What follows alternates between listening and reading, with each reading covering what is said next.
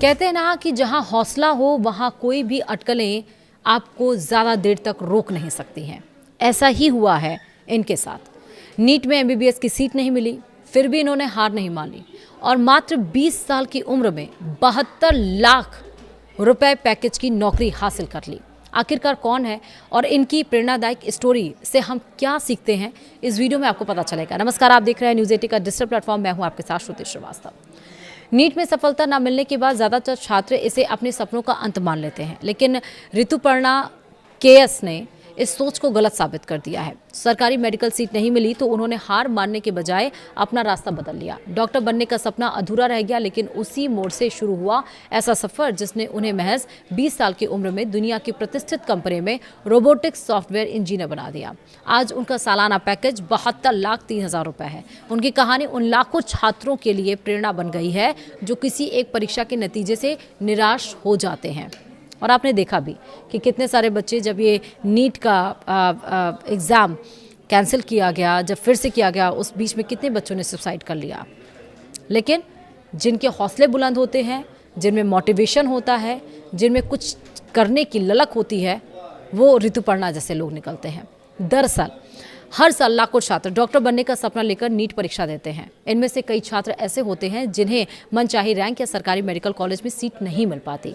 ऐसे में कई बार उन्हें लगता है कि उनका सपना टूट गया और सब आगे कुछ खास नहीं बचा है। लेकिन कर्नाटक की ऋतुपर्णा केएस की कहानी इस सोच को पूरी तरह बदल देती है।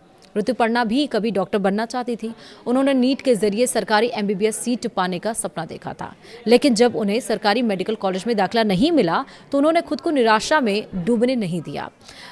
उन्होंने अपना रास्ता बदला, नई दिशा चुनी और आज महज 20 साल की उम्र में दुनिया की प्रतिष्ठित कंपनी रोल्स रॉयल्स में रोबोटिक्स सॉफ्टवेयर इंजीनियर के तौर पर काम कर रही हैं। उनका सालाना पैकेज 72,03,000 रुपए है। कर्नाटक में जन्मी ऋतुपर्णा केएस का सपना मेडिकल क्षेत्र में करियर बनाने का था। वह डॉक्टर बनना चाहती थी और इसके लिए उन्होंने नीट परीक्षा भी दी थी। हालांकि उन्हें सरकारी एमबीबीएस सीट नहीं मिल सकी। कई छात्र ऐसी स्थिति में हार मान लेते हैं, लेकिन ऋतुपर्णा ने ऐसा नहीं किया। उन्होंने यह तय किया कि एक परीक्षा उनके पूरे भविष्य का फैसला नहीं करेगी। इसी सोच के साथ उन्होंने एक नए क्षेत्र में कदम रखने का फैसला किया। सरकारी मेडिकल सीट नहीं मिलने के बाद ऋतुपर्णा ने सहारदी college of engineering and management में मैकाट्रॉनिक्स, रोबोटिक्स और ऑटोमेशन इंजीनियरिंग कोर्स में दाखिला लिया। दिलचस्प बात तो यह है कि उन्होंने किसी आईआईटी या देश के किसी बड़े प्रतिष्ठित इंजीनियरिंग संस्थान से पढ़ाई नहीं की। इसके बावजूद उन्होंने अपने कौशल को विकसित करने और वास्तविक समस्याओं के समाधान पर काम करने को प्राथमिकता दी।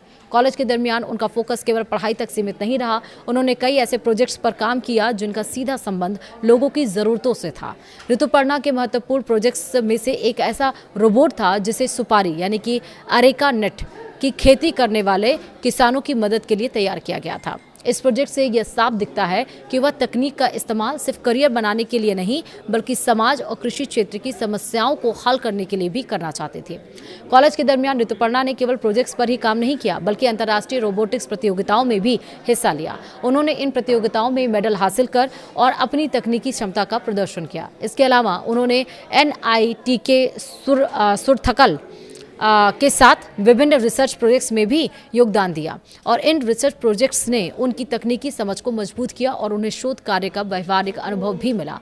ऋतुपर्णा के करियर में सबसे बड़ा मोड़ तब आया जब उन्होंने पढ़ाई के दरमियान रोल्स रॉयल्स में इंटर्नशिप का मौका मिला। यह इंटर्नशिप आसान नहीं था। करीब 8 महीने तक उन्हें कॉलेज की पढ़ाई और इंडस्ट्री प्रोजेक्ट्स दोनों को एक साथ संभालना पड़ा। कई बार उन्हें देर रात तक काम करना पड़ता था और साथ ही अपनी पढ़ाई भी जारी रखनी पड़ती थी। कड़ी मेहनत और शानदार प्रदर्शन के कारण उन्होंने कंपनी के अधिकारियों को प्रभावित किया। इंटर्नशिप के दरमियान उनके काम को देखते हुए रोल्स रॉयल्स ने उन्हें पहले 39,06,000 रुपए सालाना का प्लेसमेंट ऑफर दिया, लेकिन उनकी बेहतरीन परफॉर्मेंसेज और योगदान को देखते हुए बाद में इस पैकेज को बढ़ाकर 72,03,000 रुपए सालाना कर दिया गया।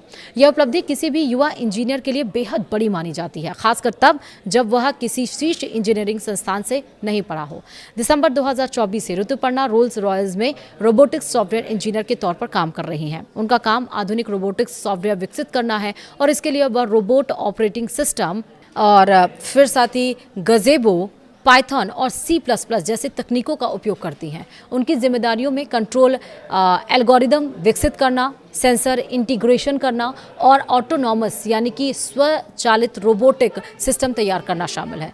रोल्स रॉयस से पहले ऋतुपर्णा ने एक गेमिंग कंपनी में भी इंटर्नशिप की थी। यहाँ उन्होंने ब्लेंडर और यूनिटी जैसे प्लेटफॉर्म का उपयोग करके 3D गेम कैरेक्टर डिज़ाइन और डेवलप किए थे और इस अनुभव में उनकी तकनीकी कौशल को और ज़्यादा मजबूत बनाने में मदद मिली।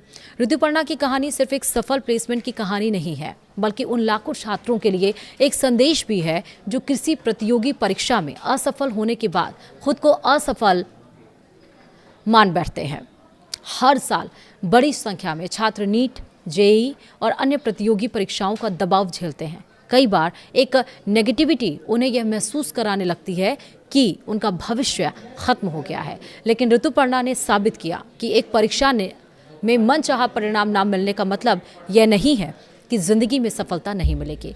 ऋतुपर्णा केएस की सफलता यह बताती है कि कभी कभी जीवन हमें उस रास्ते पर नहीं ले जाता जिसकी हमें कल्पना होती है, लेकिन वही रास्ता हमें उससे भी बड़ा सफलता तक पहुंचा सकता है।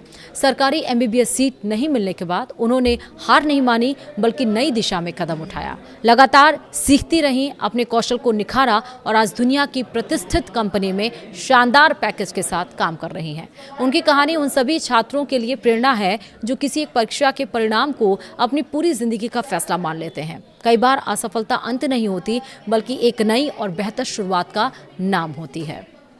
तो उम्मीद करती हूँ कि इस वीडियो को देखने के बाद, सुनने के बाद आप शेयर भी करेंगे और वे तमाम लोगों की आंखें भी खोलेंगी जो एक हार के बाद जीवन में निराश हो जाते हैं और गलत कदम उठा लेते हैं। वीडियो में इतना ही।